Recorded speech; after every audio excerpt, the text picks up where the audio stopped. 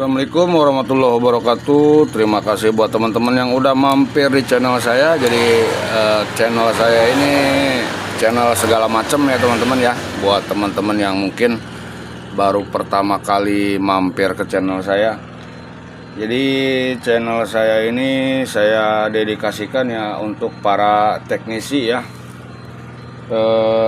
Kemungkinan saya tujukan buat ke satu jenis profesi ya.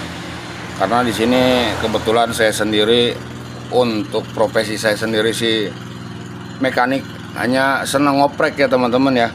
Jadi segala hal yang masih bisa kita upayakan untuk direparasi, saya coba bantu untuk reparasi ya. Jadi kebetulan di sini sedang ada garapan teman-teman ya. Mohon maaf ya untuk tempatnya, jadi tidak saya buat-buat gitu ya untuk tempatnya. Jadi seperti ini teman-teman ya, tempat kerja saya agak amburadul teman-teman ya. Jadi mohon maaf, ini juga masih ada servisan teman-teman. Mungkin nanti saya juga akan membahas ini teman-teman ya. Ini mesin las. Oke, jadi sebelum membahas yang ini, kita bahas dulu yang ini teman-teman. Saya lagi ada servisan ECU K25G ya teman-teman ya. Untuk kodenya ECU K25G. Kenapa saya bongkar di area sini? Karena menurut sang pemilik, ECU ini ketika dipasang itu, kalau yang ini ya setahu saya pemilik bilang itu normal, hanya saja panas ya teman-teman ya. Jadi si kring itu aman, tidak ada yang putus. Tapi saya yakin untuk pengisian sepertinya tidak bisa ya teman-teman ya. Karena apa? Karena di sini ada jalur yang tidak ngesot, tidak full shot, tapi setengah konslet lah istilahnya gitu ya. Oke, di sini saya mau coba tunjukin proses cara mendeteksi kerusakannya dan juga apa aja langkah yang akan saya lakukan untuk memperbaiki ECU ini ya. Oke teman-teman, sediakan untuk multimeter ya. Boleh bebas ya untuk multimeter, mau yang digital ataupun yang analog, terserah ya teman-teman yang punyanya seperti apa ya. Oke, jika menggunakan multimeter digital ya untuk di semua jenis, terkadang ada juga multimeter yang otomatis ya. Intinya diusahakan di lambang dioda ini teman-teman ya. Kita gunakan probnya ya. Oke, ini prob negatif dan juga prob positif teman-teman ya. Jadi seperti ini ya proses pengecekannya. Oke, di sini saya coba jelaskan dulu teman-teman ya. Untuk di Honda Beat ya, di sini yang digunakan itu ada 5 pin teman-teman ya. Jadi saya coba tunjukkan di sini bagian kabel positif yang besar, bagian negatif kabel yang besar ya teman-teman ya. Nah, jadi masa utama berada di sini. Untuk ini bagian sebelah sini itu adalah prosesnya nantinya bergantian sistemnya untuk ACG dan juga kiprok teman-teman ya. Oke, jadi pin di sini ya, kalau nggak salah B1, B2, terus B3 ke sini teman-teman ya. Jadi seperti itu. Jadi untuk proses pengecekan awalnya kita hubungkan prob multimeter positif di negatif maupun juga prob negatif ke positif ya teman-teman ya. Kenapa Bang dibalik gitu ya kalau ada yang bertanya. Jadi kalau dibalik begini teman-teman, nanti kita akan mengukur juga untuk area kiprok dan juga area ACG nya teman-teman ya. Kalau posisinya positif di positif sedangkan di negatif gitu ya, nantinya dia akan terus bertambah ya teman-teman ya. Jadi saya coba tunjukkan aja teman-teman. Jadi seperti ini ya, ini prob negatif kita tempelkan di jalur positifnya teman-teman. Oke, sebentar. Nah, oke, teman-teman bisa lihat ya, untuk multimeter akan terus naik ya. Jika ada yang bertanya kenapa terus naik, karena untuk mengisi muatan kapasitor ini teman-teman ya. Jadi di sini ada sebuah kapasitor, dia akan mengisi muatan. Nah, selanjutnya proses yang akan saya tunjukkan di sini untuk pengukuran area ataupun jalur yang bermasalah teman-teman. Sebentar ya. Jadi prob negatif di jalur positif ya, kita ukur B1 teman-teman. Oke, B1 aman teman-teman ya, sekitar 394 ohm ya. Ini tahanan dalam dari sebuah komponen aktif ya. Kita ukur yang B2. Oke, hampir mirip ya, 395 ohm untuk tahanan dalamnya. Kita ukur B3-nya teman-teman. Nah, di sini ada kejanggalan teman-teman ya.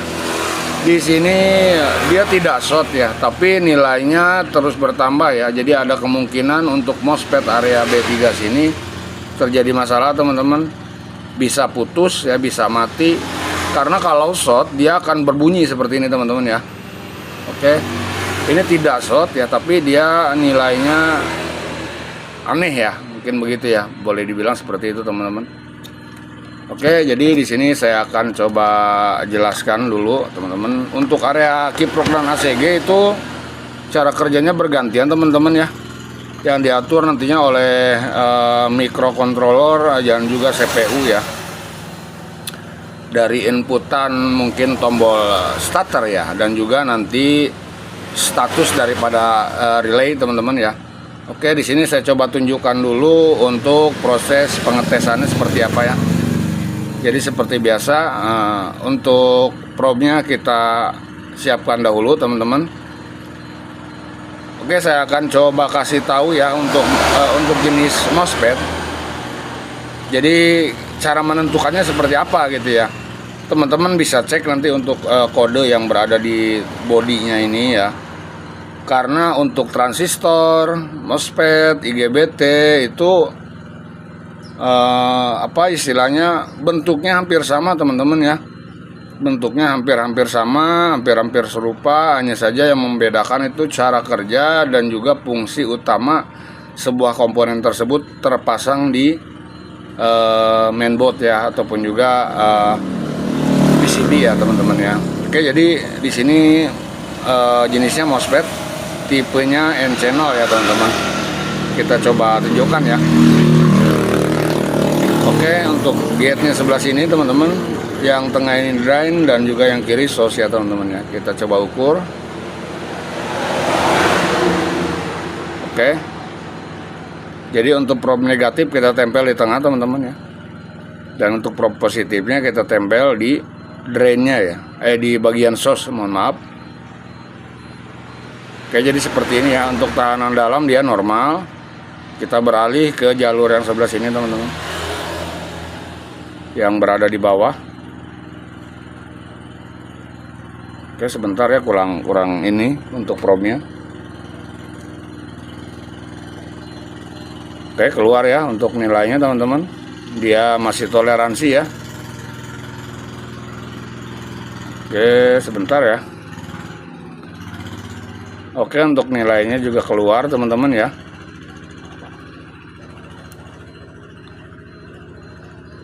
Oke, sama.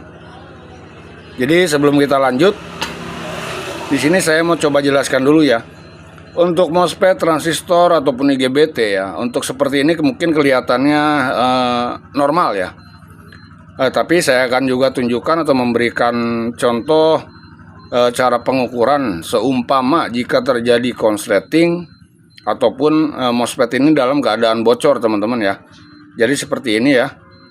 Oke. Ketika kita balik untuk probe testernya, harus dia tidak menunjukkan sebuah nilai ya teman-teman ya. Nah, jadi seperti ini ya. Untuk multimeternya itu diam teman-teman, nggak bergerak. Mohon maaf, sebentar, kurang terkena. Oke, kalau di sini tadi ada pergerakan karena tadi ada sentuhan ya. Tapi jika kita ukur, kita lepas dari PCB, dia harus tidak menunjukkan pergerakan teman-teman ya. Nah, oke, seperti ini ya. Ini contohnya, dia tidak bergerak.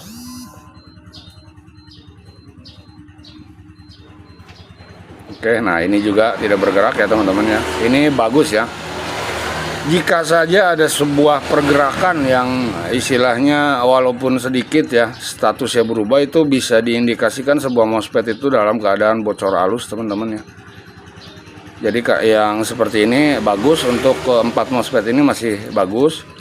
kita coba tes untuk MOSFET yang bagian sebelah kiri, ujung kiri sini. Ini untuk B1 ya teman-teman. Ini B2, ini B3 ya.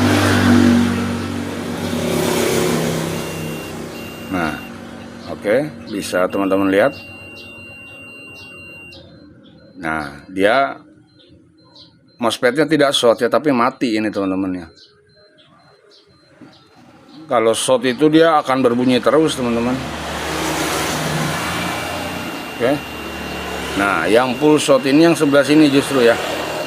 Bisa teman-teman perhatikan ya. Teman, jadi kita mohon maaf ya, tadi sebelumnya video terpotong karena ada telepon masuk. Jadi kita lanjut lagi untuk proses eksekusi ya. Di sini saya akan coba ganti dulu untuk kedua MOSFET yang berada di pinggir ini teman-teman ya. Nanti untuk proses selanjutnya teman-teman bisa terus simak video ini ya. Oke, kita langsung aja untuk proses pelepasan dari MOSFET-nya teman-teman ya. Mungkin nanti akan saya percepat untuk prosesnya karena ya lumayan lama ya untuk prosesnya ya. Di sini saya sudah sediakan untuk solder dan juga blowernya ya. Jadi langsung aja kita coba copot.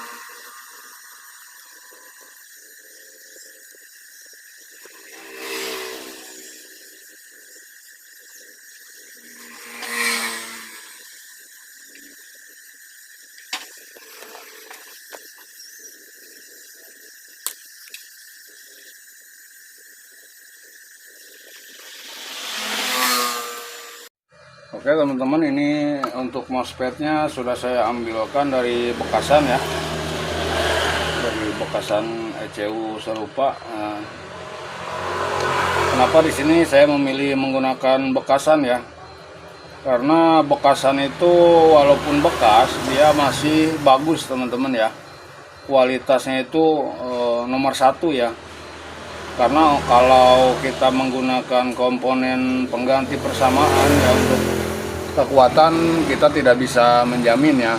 Sedangkan jika menggunakan komponen cabutan, mungkin untuk para teknisi ya lebih paham ya untuk kehandalannya seperti apa. Jadi kita langsung aja coba pasang untuk MOSFET-nya teman-teman ya.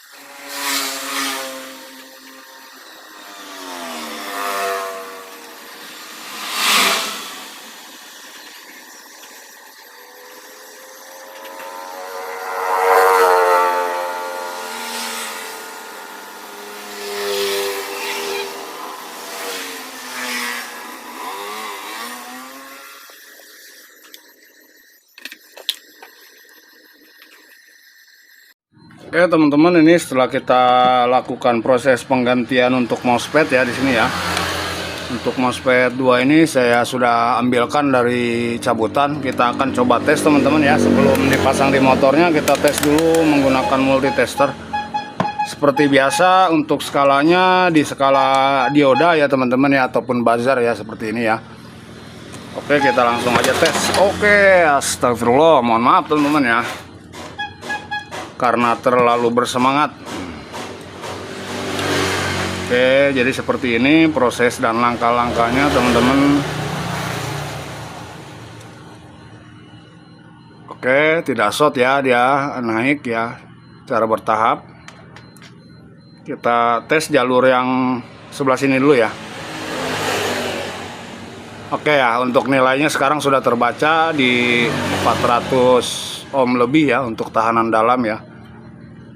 Kita ganti ke sebelah sini 415 kalau sebelah sini ya. Tadi 416 ya.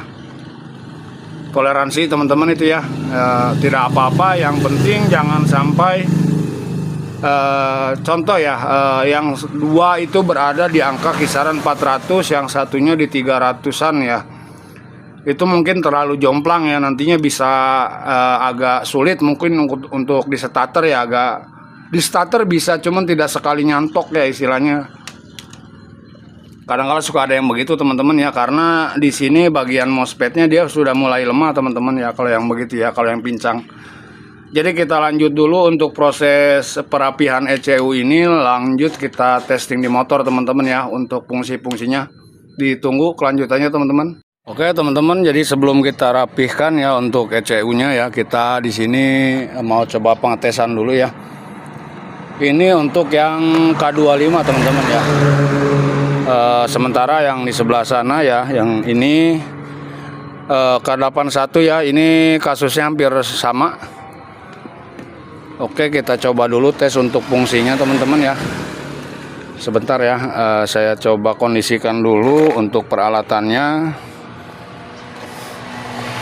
biar enak untuk pemantauannya teman-teman. Oke, bismillah, kita kontak teman-teman ya. Oke, scanner sudah hidup ya, berarti motor pun dalam kondisi on. Kita coba dulu untuk scan ya teman-teman ya. Oke, agak miring nggak apa-apa ya, biar mudah dilihat ya teman-teman, karena di sini agak silau. Kita cari Honda, bentar. Honda, oke. Salah. Indonesia ya.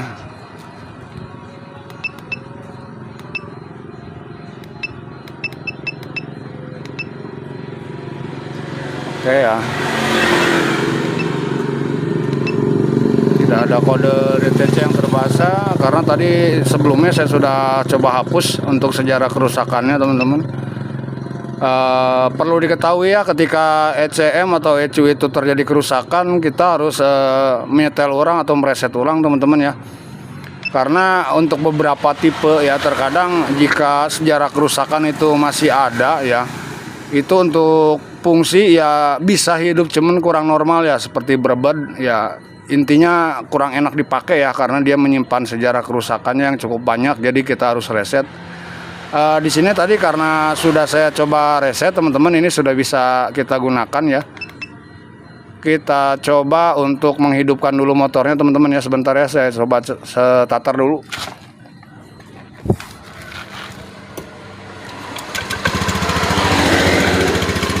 Oke, bisa teman-teman dengar mungkin ya, untuk mesinnya rodanya pun sudah berputar teman-teman. Oke, sekarang kita lab data dulu.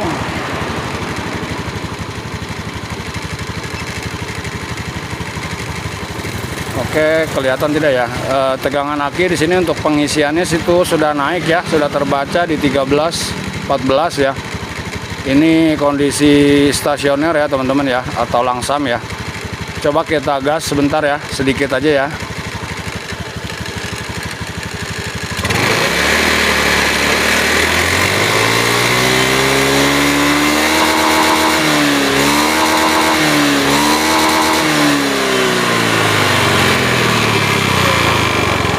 Oke, ini mentok di 15 volt teman-teman ya.